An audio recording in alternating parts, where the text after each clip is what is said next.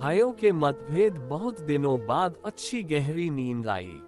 सोकर उठ जाने पर हॉस्पिटल में हूँ, ये ध्यान में आने के लिए कुछ क्षण लगे। बेल बजने पर रूम में नर्स आई और बोली, गुड इवनिंग सर, कोई मिलने आया था क्या? नहीं, नर्स ने कहा। बड़ी देर सोया था इसलिए पूछा। मोबाइल पर एक भी मिस कॉल या मैसेज नहीं आया था। अभी कैसा लग रहा है? नर्स बोली, प्रचंड बोर हो गया हूँ। 3 दिन में वह पियून अंकल को छोड़कर दूसरा कोई भी मिलने नहीं आया। सबके सब इतना भी क्या बिजी होंगे? अपना कोई हॉस्पिटल में है, इसकी कोई चिंता है कि नहीं? नर्स बोली, पर मैंने कुछ जवाब नहीं दिया उसे। सॉरी, मैं जरा ज्यादा ही बोल गई। नर्स बोली, जो सच है वही तो बोल रही हो आप। मैंने कहा, ब्लड प्रेशर चेक करते समय तो 2 या 3 टाइम सॉरी बोलकर नर्स चली गई। वैसे नर्स का बोलना मन को लगा। 2 शब्द बोलने के लिए नजदीकी कोई नहीं था, प्यार से बोलने वाला कोई नहीं था। बहुत बुरा लगता था, एकदम से रोना आ गया। मन भर आने के बाद शर्ट की स्लीव से आंखें पोंछी। सर में विचारों का पंखा जोरों से घूमने लगा। अस्वस्थता बढ़ी। आज मुझे किसी चीज की कमी नहीं थी। बड़ा बंगला, फार्म हाउस, 3 गाड़ियां, बहुत सारा बैंक बैलेंस, सोशल स्टेटस सब है। तब भी मन शांत नहीं। किसी की तो कमी हो रही थी। हर कोई स्वार्थी होता है। मैं काफी होशियार, चालाक बुद्धि, लेकिन दुराग्रही स्वभाव की वजह से कभी भी पसंद नहीं आता था किसी को। मुफ्त था, इस वजह से ज्यादा दोस्त नहीं थे और जो थे वह भी दूर चले गए।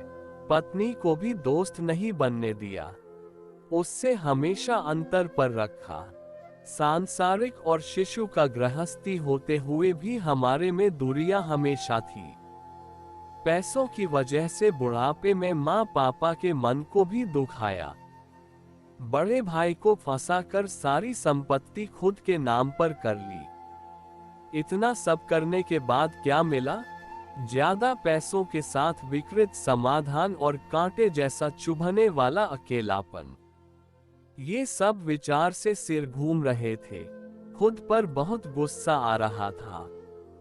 मन हल्का करने की इच्छा हो रही थी।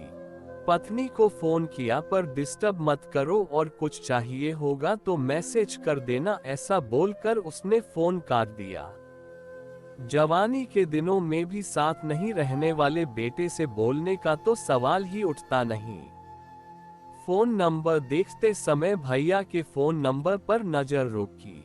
वापस यादों की भीड़। भैया का नंबर डायल किया, पर तुरंत कट कर दिया। वजह हमारे बीच का ना बोलना। 3 साल पहले हमारा बहुत बड़ा झगड़ा हो गया था।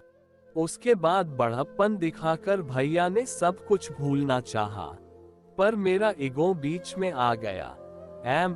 इसलिए अब मुंह खोलने की हिम्मत नहीं हो रही थी। तब भी बोलने का मन हो रहा था। बाद में हिम्मत करके नंबर डायल किया और आंखें बंद कर ली। फोन उठाने के बाद भैया की आवाज आई, भैया मैं बोल रहा हूँ। अभी तक नंबर डिलीट किया नहीं क्या तूने? छोड़, कैसा है तू? फोन क्यों किया? तभी मैं भैया को बोला, आपका गुस्सा समझ सकता हूँ भैया। बहुत गलत बर्ताव किया मैंने आपके साथ। मीठी मीठी बातें करके फंसाया आपको। मन में जो भी था वो सब धार धार बोलने लगा। तभी भैया बोले, मुद्दे की बात बोल, गड़े मुर्दे मत उखाड़।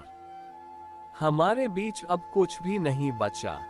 भैया ऐसा मत बोलो, मैं तो सिर्फ बोल रहा हूँ।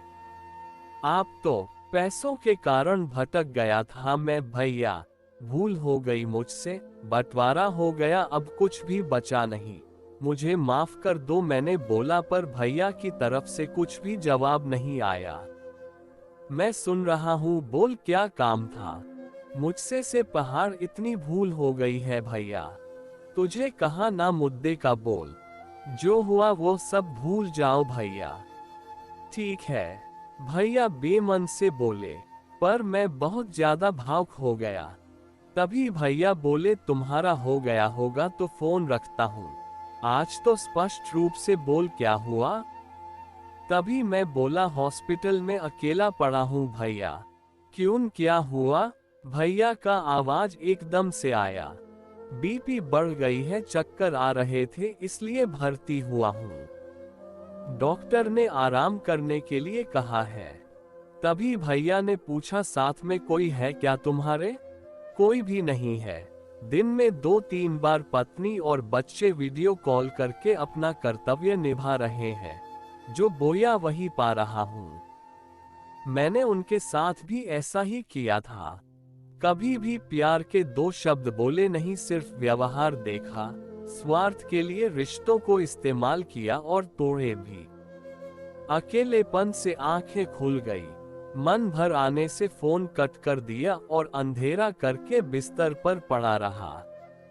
कुछ देर बाद नज आई, लाइट लगाकर हाथ में कागज में कुछ रखा था, वह नज ने मुझे दिया।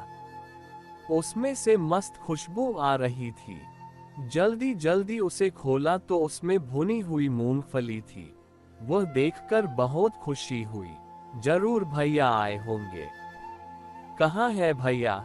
मैं यही हूँ कहकर भैया सामने आए।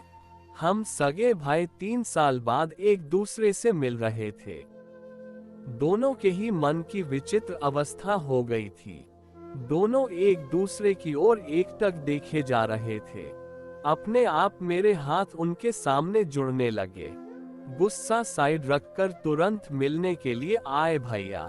क्या करूं, तुम्हारा फोन आने के बाद रहा नहीं गया मुझसे। उन्होंने कहा, जो हुआ सो हुआ, अभी उसका विचार मत कर। आपको गुस्सा नहीं आया भैया?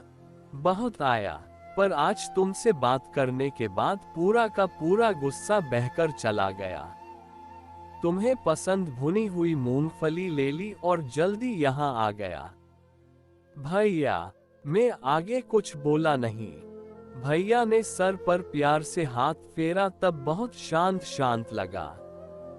गुस्सा कभी भी रिश्तों से ज्यादा बड़ा नहीं होता। पुरानी बातों को चिपक कर रहने का दर्द खुद को ही ज्यादा होता है।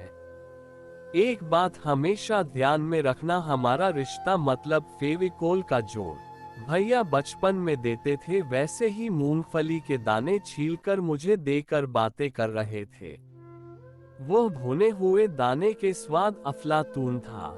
अनजाने में कचरे के डब्बे पर ध्यान गया, उसमें मूंगफली के छिलके के जगह मेरा ही ईगो मुझे दिख रहा था।